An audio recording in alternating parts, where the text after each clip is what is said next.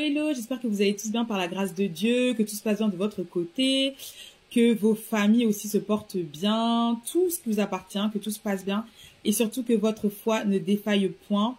Comme vous le savez à chaque fois, Jésus vous aime, ne l'oubliez pas.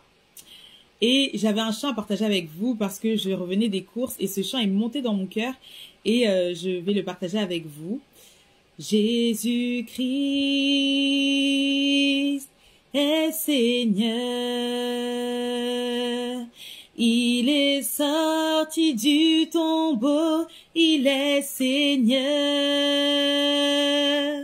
Tout genou fléchira, toute langue confessera que Jésus est Seigneur. Jésus-Christ est Seigneur, il est sorti du tombeau, il est Seigneur. Tout genou fléchira, toute langue confessera que Jésus est Seigneur.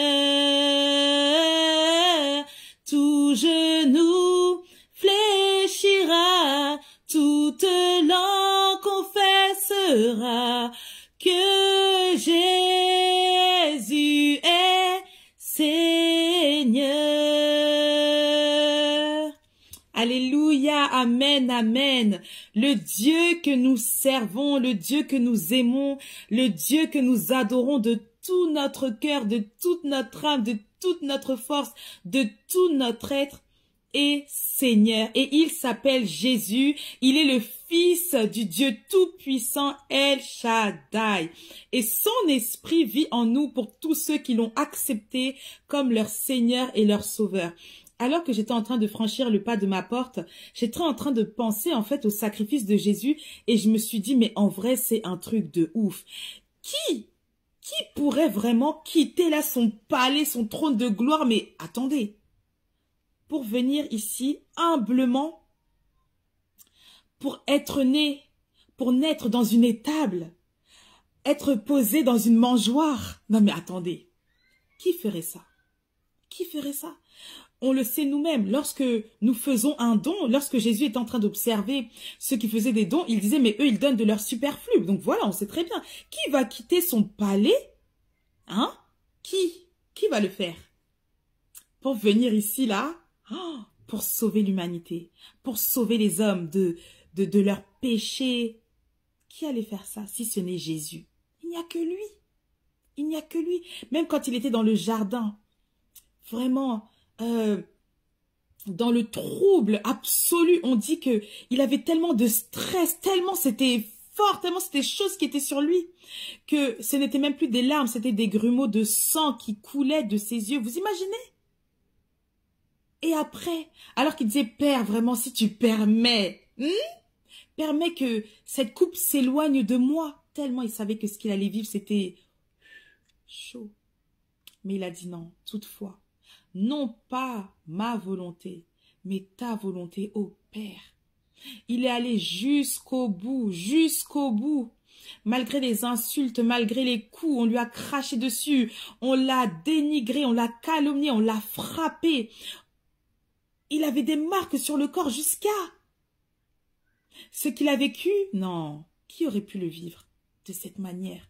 Et même sur la croix, Satan encore essaye de le dribbler. Tu as échoué au nom de Jésus. Il échouera toujours. Mais ce n'était pas facile. Et 3 jours après, oh, alléluia, alléluia, Dieu l'a ressuscité. Et il lui a donné le nom au-dessus de tout nom. La place au-dessus de toute place. Oh, c'est juste extraordinaire. Et c'est vrai que là, c'est la semaine sainte, hein, alléluia. Et je me suis dit, mais...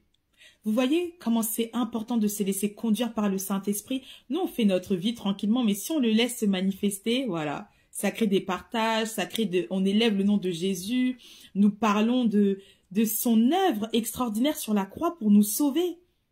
Et ce n'est pas trop tard. Jésus est à la porte, Jésus revient bientôt, oui, mais ce n'est pas trop tard. Repens-toi, toi qui vis dans le péché, toi qui vis dans la compromission, dans le concubinage en te disant que non, tranquille. Non, il n'y a pas de non, tranquille. La Bible, elle a dit c'est un péché. Toi qui passes ton temps à voler, à mentir, à être dans l'impudicité, repens-toi, donne ta vie à Christ si tu ne l'as pas encore fait. Et là, tu vivras ce que Dieu avait déjà prévu dès le commencement pour toi. Tu as un grand appel sur ta vie. Les 5 ministères ne sont pas terminés. L'appel prophétique n'est pas terminé. Il y a encore des prophètes, il y a encore des apôtres, il y a encore des pasteurs, des évangélistes, des docteurs. Il y a encore des serviteurs de Dieu, des enfants de Dieu qui doivent encore venir, qui doivent naître. Là, j'ai à cœur aussi de partager cela avec quelqu'un.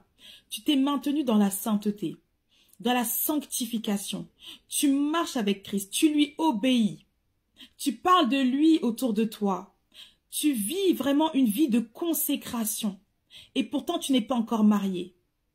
Parce que le mariage qui est attaché à ta vie, toi-même, tu sais que ce n'est pas n'importe quel mariage. Et donc, pour faire de belles choses, des choses tellement précieuses et extraordinaires, ça demande du temps. Ça demande du temps. Peut-être que ton mari n'est pas encore prêt, ou peut-être que lui aussi, il a ses combats. C'est même mieux aussi pour toi qu'ils soient en train de terrasser les géants de sa famille, hein. De la même manière où nous aussi on le fait. Voilà. Donc tiens bon, Dieu ne t'a pas oublié. Toi qui es dans le mariage depuis des années, tu n'as pas encore d'enfant. Mais est-ce que tu sais quel enfant tu auras? Ça demande du temps. Si on regarde bien, on voit dans la Bible que Zacharie et Élisabeth étaient stériles. C'était un couple stérile. Mais pourquoi? Il fallait que Jean-Baptiste arrive. Et on nous dit que Marie, en fait, elle était jeune. Il fallait que Marie quand même puisse grandir, puisse se fiancer. Oui, c'est vrai, il y a des destinées, c'est vrai, dans lesquelles ou sur lesquelles Dieu m'épose. Il m'épose. Parce qu'il faut que tous les paramètres soient présents, soient prêts pour que la bénédiction arrive. Donc toi, ton enfant, tu l'attends depuis des années, mais parce que tu ne sais pas quel... Toi, tu sais quel est l'enfant que tu vas porter? Quel ministre de Dieu? Il y aura des combats. Il faut que tu sois aussi un soldat pour que lorsque l'ennemi essaiera de dribbler encore la destinée de ton enfant, tu puisses te tenir à la brèche pour prier. Que tu sois quelqu'un qui soit tellement attentif, tellement sensible au Saint-Esprit, que le Saint-Esprit puisse te dire non, là, prie comme ça, fais comme ci, fais comme cela. À l'école, on lui a appris tel enseignement, regarde dans son sac. Attendez, on est dans les temps de la fin, hein. Le diable vraiment est déchaîné. Et nous, en tant qu'enfants de Dieu, on doit rester à la brèche. Donc, c'est vrai que ce n'est pas facile de patienter, c'est dur. On voit peut-être les autres autour de nous se marier et on le sait très bien. Il y a mariage, il y a destinée et destinée. Il y en a qui se sont précipités pour se marier. Maintenant, aujourd'hui, nous-mêmes, on sait, on voit des divorces. Voilà. Des choses que Dieu t'a épargnées. On le sait. Combien de personnes disent « Ah, si j'avais su, j'aurais dû attendre, j'étais trop pressée. C'est vrai que mes parents me mettaient la pression, la société me mettait la pression. » Voilà maintenant. On le sait, les regrets sont partout. Donc, le Seigneur aussi, par son amour, veut nous éviter des regrets. Alors il dit, patiente. Continue à marcher avec moi. Continue à te maintenir dans la sanctification, dans la sainteté. Parce que l'appel qui est sur ta vie, c'est un grand appel. On ne peut pas jouer avec. Si tu regardes bien ton parcours, tu verras que oui, le diable, combien de fois il a essayé de mettre autour de toi, de placer ses enfants des ténèbres. Oui.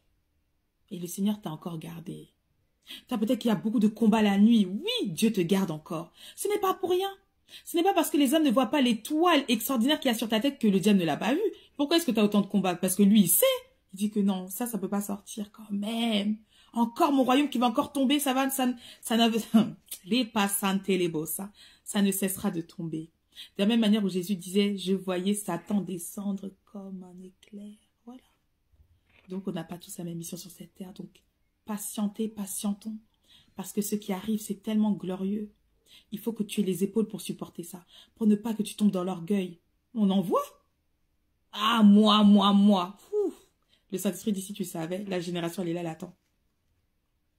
Voilà. Donc, soyons en paix, que Dieu vous bénisse. Et Jésus-Christ est Seigneur. Il est sorti du tombeau et il est Seigneur. Que Dieu vous bénisse. Bonne semaine sainte. Bonne semaine sainte. Et Jésus vous aime et il est à la porte. Que Dieu vous garde. Bye.